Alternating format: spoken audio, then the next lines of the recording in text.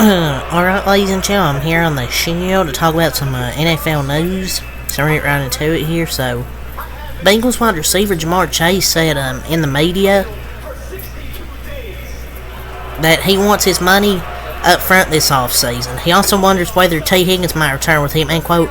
It depends on how much I'm taking, end quote. I'm not going to say the Bengals' downfall came early, because I feel like they'll be able to pay. They'll pay at least one of them, but I don't think it's ridiculous. I mean, no, I don't know if if that shows a real team guy.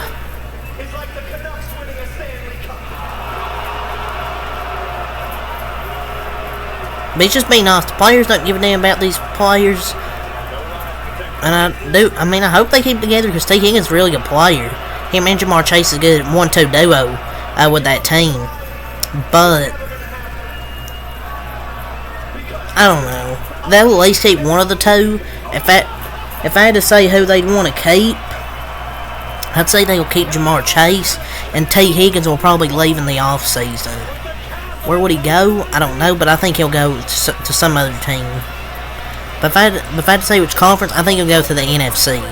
Somewhere in the NFC.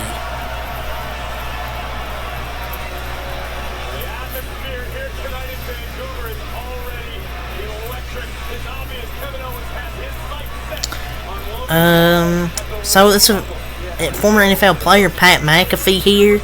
So he speaks on potential executive at ESPN trying to sabotage the show, end quote. That's a sabotage attempt. It's been happening since the beginning of the season. Well, I mean, the partnership felt shaky at best, and this proves it. He's literally accusing a top executive of sabotage on the air. It doesn't really matter. I mean, he still owns the show. They'd have to do a contract buyout. He gets another sportsbook sponsorship in a second, and be even bigger than he was before being independent. So I think he'll stay. But I don't think he cares because he has a show with or without ESPN. So, I mean, honestly, he probably doesn't care. Because I think he's saving ESPN. I like Pat McAfee. I know a lot of people will probably disagree. And that's fine if you disagree. Whatever. But they've literally had to use him across damn near all programming since he signed on. He's everywhere. He's the reason he's the reason first he get those ratings, because people, are waiting to watch the fucking Pat McAfee show.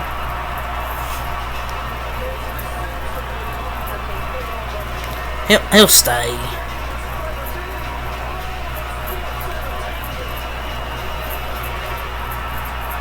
And he agreed to sign with ESPN. I'm pretty sure they didn't tell him ahead of time they were trying to sabotage his show. But yeah, he did for money. Yeah, things are getting a little bit rocky, though, it looks like, for ESPN. But honestly, it probably doesn't matter at the end of the day. Because if he was fired from ESPN, which, they show sometimes not to keep their talent, it'll make the show even bigger than it was before. But yeah, that's the former NFL player Pat McAfee talking about his show, the Pat McAfee Show. So an update, the hashtag Raiders will play, end quote, everybody in Week 18 per head coach Antonio Pierce. They just need to make him their permanent head coach because the players love him. The team is playing significantly better and harder in these games. He has experience in the league, and they can hire him for relatively cheap.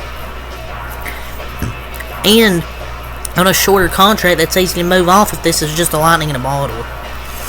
But he's trying to secure a job. He's trying to win every game he can.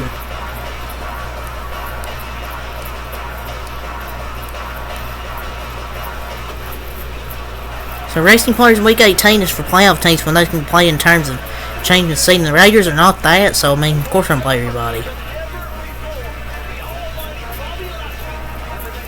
So the hashtag Lions have officially raised their 2023 NFC North Division Champions banner. So they're officially the NFC North. I shouldn't say officially NFC North Champions. They were after they beat Minnesota. They officially got their banner. Hashtag Jets quarterback Aaron Rodgers was voted by his teammates as the Jets' most inspirational player for the 2023 season. Yeah, just like Dov Kleiman was voted the worst NFL Twitter account by everyone in 2023.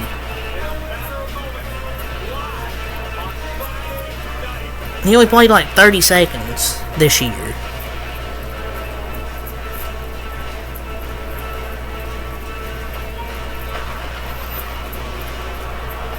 Seahawks rookie dinner last night was $22,203 or whatever.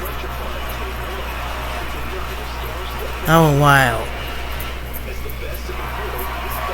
So, who should win Offensive Rookie of the Year this year? CJ Stroud or Puka Nacua? We'll go over CJ Stroud stats here.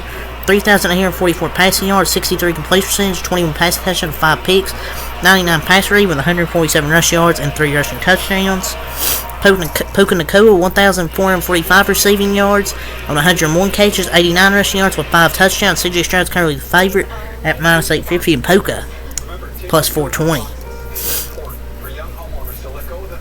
I know everyone will say Puka, but it's honestly CJ Stroud. It's just such a shame they both can't win. I feel like two really good Offensive Rookie of the Year candidates.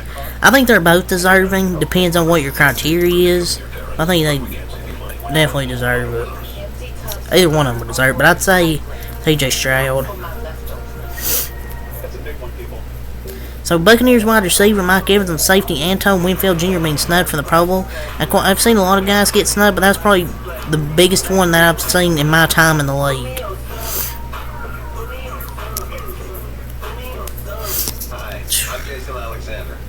Yeah, I mean, he got snubbed because fucking Buda Baker hasn't done shit this year. I'm just being honest. Like, he hasn't really done anything this year with Buda Baker. On the injury report for the Raiders, Josh Jacobs has been ruled out for the Denver Raiders game.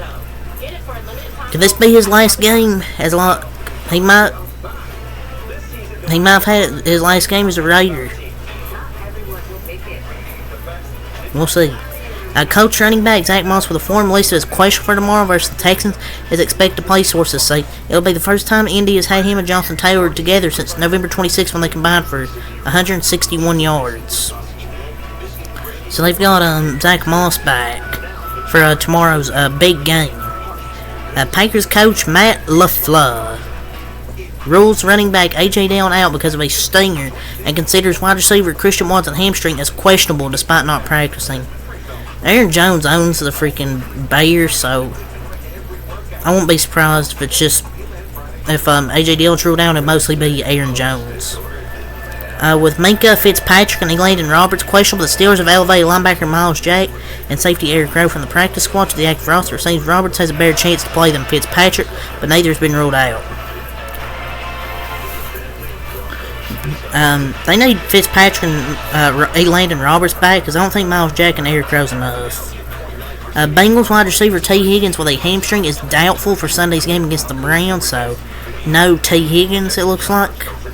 Titans coach Mike Vrabel announces Ryan Tannehill will start on Sunday, ending a promising rookie season for Will Levis. He's dealing with a foot injury, for Will Levis. So, and it's good he's going to heal up to end the season, and hopefully they get a better offensive line and play better.